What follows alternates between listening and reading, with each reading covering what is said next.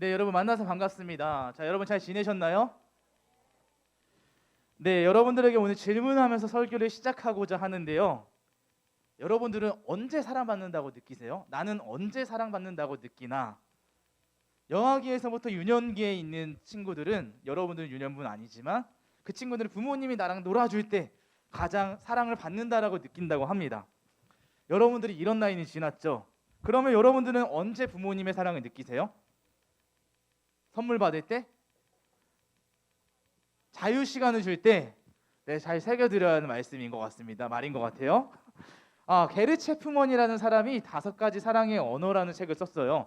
사랑의 5가지 언어인데 그 이야기는 어떤 이야기냐면 여러분 사람 안에는 감정 탱크가 있다고 합니다. 사람 안에는 감정이 있대요. 그 안에 탱크처럼 들어있는데 그 사람 안에 감정을 채워주는 것은 뭐 인정하는 말, 스킨십, 아니면 물건을 사주는 것, 이런 자기의 씀씀이 이런 것들을 통해서 자신이 사랑받는다는 것을 느낀다고 하는데 여러분들은 어떤 때 사랑받는다고 느끼세요?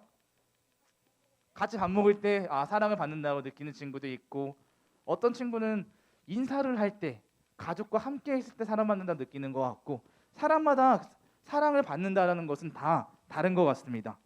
말로 채워지는 사람이 있는 반면 선물로 채워지는 사람이 있고 행동이론으로 채워지는 사람이 있기 때문이죠. 결국 이 말은 무슨 말일까요? 내가 사랑을 표현한다고 해서 그 상대방이 사랑을 느낀다는 게 아니라는 거예요. 저 중학교 때 이야기가 떠올라요. 여러분들 지금 12살, 13살이죠. 저는 빠른 생일이어서 13살 때 중학교 1학년을 다녔는데 중1 때 제가 사랑 고백을 여자친구에게 한 적이 있습니다. 여사친에게. 어떻게 했을까요, 여러분? 그 당시에 얘기 들어도 돼요. 그 당시에 어떻게 녹화하는 것 같은데 아니죠? 네, 그 당시에 이제 유행했던 동화가래요. 유행했던 드라마가 가을 동화였어요. 가을 동화가 유행했는데 그때 누가 나오냐면 원빈이라는 사람이 나오거든요. 원빈이 나와가지고 고백을 해요. 어떻게 하는지 아세요? 벽에 내가 가가지고 팍 치면서 나랑 사귈래? 제가 했을까 안 했을까요? 똑같이 했어요. 차였을까요? 안 차였을까요? 당연히 차였죠. 야 나랑 사귈래? 했는데 당황하더라고요. 그리고 이제 우리는 친구가 되었죠. 여자친구 말고요. 찍었어요. 온라인으로 찍히고 있어요. 중요한 것은 내가 무엇을 말하고 행하느냐가 중요한 게 아니고 상대방이 어떻게 그것을 받아들이냐가 중요한 것 같습니다. 왜냐하면 사랑을 느끼는 방식은 다 다르기 때문이죠. 오늘 말씀이 그렇습니다. 오늘 말씀은 사랑에 대해서 이야기하는데 오늘 말씀에서 사랑은 이거인 것 같아요. 우리 같이 한번 사랑이란 읽어보겠습니다. 시작. 사랑이란 그 사람의 필요를 채워주는 것이다. 네, 오늘 안디옥 교회가 예루살렘 교회의 필요를 채워줬습니다. 오늘 그 안디옥 교회 이야기를 해드리려고 하는데요. 여러분 안디옥 교회가 있었습니다. 안디옥 교회는 예루살렘에 있었던 교회일까요? 아니면 다른 데에 있는 교회였을까요? 여러분 안디옥 교회는 예루살렘 밖에 있던 교회였습니다. 그런데 여러분 그 안디옥 교회가 어떤 교회냐면 앞에 보이시는 지도처럼 이 안디옥이라는 곳에 사람들이 처음부터 교회가 있었던 것은 아니에요.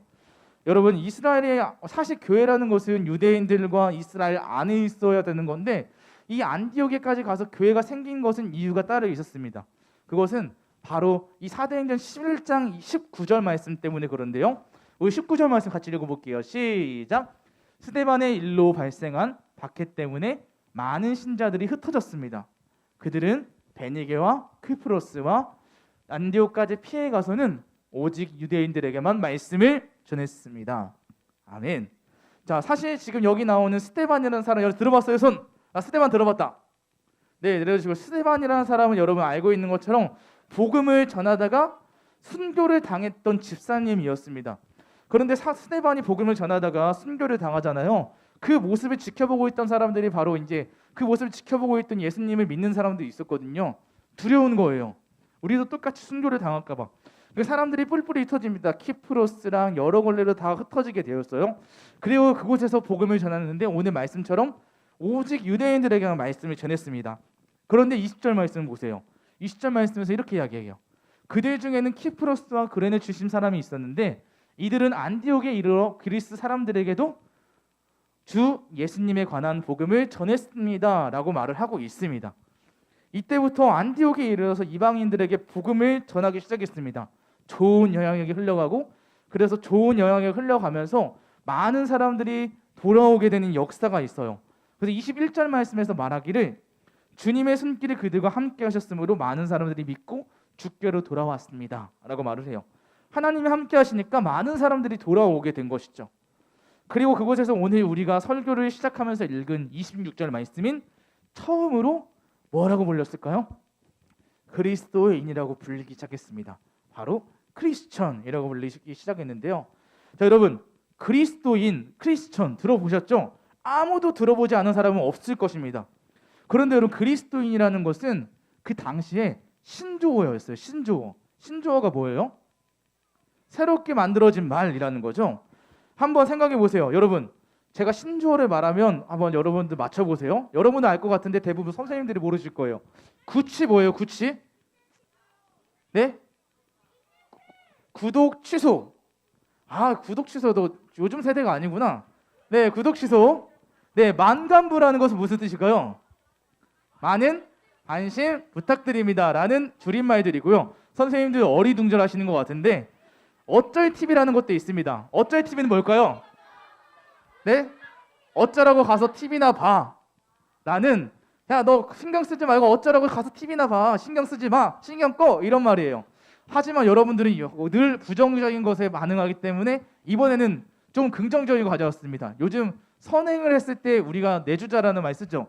돈줄 아세요? 돈줄? 돈으로 혼줄 내주자라는 말인데 풀어서 설명하면 이렇게 써 있더라고요.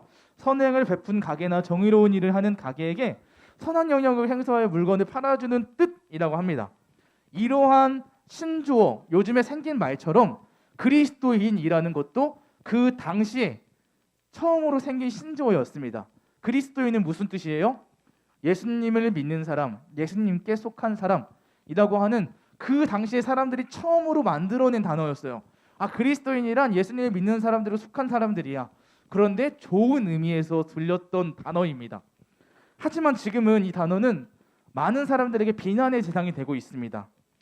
그렇다면 저는 어떻게 해서 이 당시에 있었던 안디옥 교회 사람들이 무엇을 했길래, 어떻게 했길래 그리스도인이라고 하는 좋은 영향력을 흘려보냈고 좋은 인식을 심어줄 수 있었을까라는 궁금함이 들더라고요. 그것은 바로 오늘 말씀에서 좀 찾았어요. 바로 그들의 필요를 채워줬기 때문이다. 왜냐하면 여러분, 안디옥 교회가 그리스도인이라고 부르면서 좋은 영향을 끼쳤을 때 예루살렘에서 한 편지가 왔습니다. 예루살렘에서. 그 내용이 사도행전 11장 28절 말씀에 있는데 어떤 내용인지 한번 같이 읽어볼게요. 시작. 그 중에 아가보라는 사람이 있었습니다. 한 번은 아가보가 일어나 성령의 감동을 받아 예언하기를 온 세상에 큰 기근이 닥칠 것이라고 말했습니다. 그런데 실제로 글라우디오 황제가 되었을 때에 기근이 발생하였습니다. 아멘. 여러분, 지금 어떤 일들이 발생했대요? 어떤 일이 발생했어요? 두 글자로 기근. 기근이 발생했는데 기근이라는 게 뭐죠? 비가 내리지 않고 가뭄이 일어나서 결국 농작물도 재배되지 못하니까 먹을 것도 없어지고 경제활동도 이루어지지 않는 일들이 정말로 그 당시에 예루살렘에 있었습니다. 그런데 그 예루살렘에 있었던 교회가 어려움에 빠진 거예요. 예루살렘 교회가 어려움에 빠지니까 이 소식이 안디옥에 있는 교회까지 들렸거든요. 만약에 여러분 이 어렵다는 소식을 안디옥 교회가 들었다면 어떻게 반응해 줘야 될까요? 헐이라고 하고 그냥 잠깐 하고 말만 하고 넘어가면 진짜 사랑이 아니겠죠. 사실 생각해 보면 예루살렘 교회는 교회의 원조격이라고 할 수도 있는데 그들의 어려움을 안디옥 교회가 듣고는 어떻게 반응했냐면 그들은 그들을 돕기로 선택을 했습니다. 그게 29절 말씀인데요. 제자들을 자기 형편대로 헌금하여 유대에 사는 형제들을 돕기로 결정했습니다 라고 했어요. 사람들이 모여서 회의를 하는 거예요. 우리들이 어떻게 그 예루살렘 교회를 도와줄 수 있을까? 우리랑 민족도 다르지만 이들을 어떻게 도울 수 있을까라고 하다가 자기 형편대로, 중요한 것은 여러분 많다고 많은 것을 하는 것이 아니라 적다고 안 하는 게 아니라 자기 형편대로 각각 도울 수 있을 만큼 도왔다는 것이 핵심이에요. 할 수 있는 내에서 이웃에게 사랑을 베풀었다라는 거예요. 오늘 저는 여러분들이 그 일에 동참하고 있다고 생각해요. 여러분 오늘 저금통 다 가져오셨나요? 예, 흔들거리는 소리도 있고요. 자, 우리가 사실 이 헌금을 한 이유는 우리 안에서 우리가 먹고 잘 쓸 수도 있지만 오늘 안디옥 교회가 자신들이 먹고 사는 문제만 생각하지 않고 이웃의 어려움을 무시하지 않은 채 도와주었던 것처럼 우리도 예수님의 사랑을, 하나님께 받은 사랑을 이웃에게 흘려보내자라는 거예요. 오늘 안디옥 교회가 이렇게 했기 때문에 그리스도인이라고 불리지 않았을까? 사실 우리가 이것을 했기 때문에 그리스도인이라고 불리는 게 아니고요. 우리가 지금 이것을 해야 하는 이유는 하나님께 그 사랑을 받았기 때문에 우리 또한 흘려보내는 거예요. 그리스도인이기 때문에 그리스도인다운 행동을 하자라는 것입니다. 할렐루야. 네, 여러분. 왜냐하면 여러분 사랑이라는 말은요. 사랑이라는 것은 그냥 말로 되는 게 아니고 움직임이 필요합니다.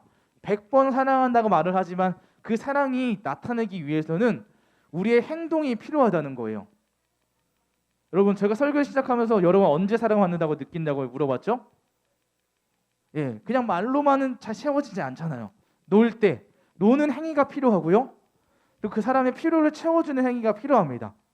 많은 사람들은 사랑이라는 것을 자기의 필요한 어려움들이나 필요한 것들을 채워줄 때 그것을 느끼는 것처럼 오늘 우리가 그리스도인답게 그 사랑을 흘려보낼 때 이웃에게 그 사랑을 보여주기 위해서는 그 이웃에 있는 어려움이나 그 일들을 생각하고 도와주는 것이 필요합니다. 그래서 여러분 예수님께서는 그래서 어려움에 빠진 우리들을 구원해주기 위해서 십자가에 달리셨잖아요. 그걸 행동으로 보여주셨어요. 예수님께서도 그것을 직접 몸소 말이 아니라 행함으로 보여줬던 것처럼 우리도 행함으로 예수 그리스도의 사랑을 보여주어야 합니다. 이제 말씀 마치겠습니다. 여러분 오늘 여러분이 모았던 그 헌금이 모여서 이웃을 그리고 다른 나라를 그리고 예수 그리스도께 돌아오게 하는 그 축복의 통로가 될 줄 믿습니다. 여러분들이 그 넣은 돈의 액수가 중요한 게 아니고 함께 그 일에 참여했다는 것이 중요하거든요.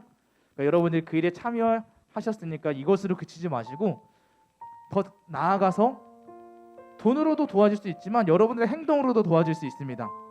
작게는 집 앞에 있는 쓰레기를 줍는 행동도 이웃을 사랑하는 행동이 될 수 있고 아까 우리 나눔을 하다 보니까 인사도 그 이웃의 사랑을 흘려보내는 축복의 공유의 통로가 될 수 있다고 하더라고요. 여러분 작은 일들을 해볼 수 있으니까요. 여러분들의 삶을 통하여서 하나님의 사랑을 흘려보내는 도구가 되면 좋겠습니다. 이제 우리 함께 기도하면 좋겠습니다. 사랑은 말이 아니라 행함이라는 것을 기억하면서 이렇게 기도하면 좋겠습니다. 우리 두 손 모으고 두 눈을 감고 함께 기도할게요. 하나님, 저를 통하여서 하나님의 사랑이 흘려보내는 도구가 되게 하여 주시옵소서. 저에게서 하나님의 사랑이 그치는 것이 아니라 저를 통해서 하나님의 사랑이 흘려보낼 수 있는 축복의 통로가 되게 하여 주시옵소서. 하나님, 지금은 비록 작은 실개천 같을지라도 하나님께서 큰 지류가 되게 하실 것을 믿습니다. 저를 통해서 하나님의 일을 하게 하여 주시옵소서. 이렇게 함께 기도하며 나아가겠습니다. 기도할게요. 사랑하는 하나님, 감사합니다. 오늘 우리 가운데 주님의 사랑을 기억하며 나아갑니다. 성령님, 예수님 도와주셔서 여기 모인 우리 모든 어린 손들이 하나님의 사랑을 공유할 수 있도록 인도하여 주시옵소서. 내 안에만 머물게 하지 않게 하시고 오직 많은 사람들이 하나님의 사랑을 경험할 수 있도록 우리를 사용하여 주시옵소서. 물론 쉽지 않은 일입니다. 그렇기 때문에 우리의 의지가 또한 필요합니다.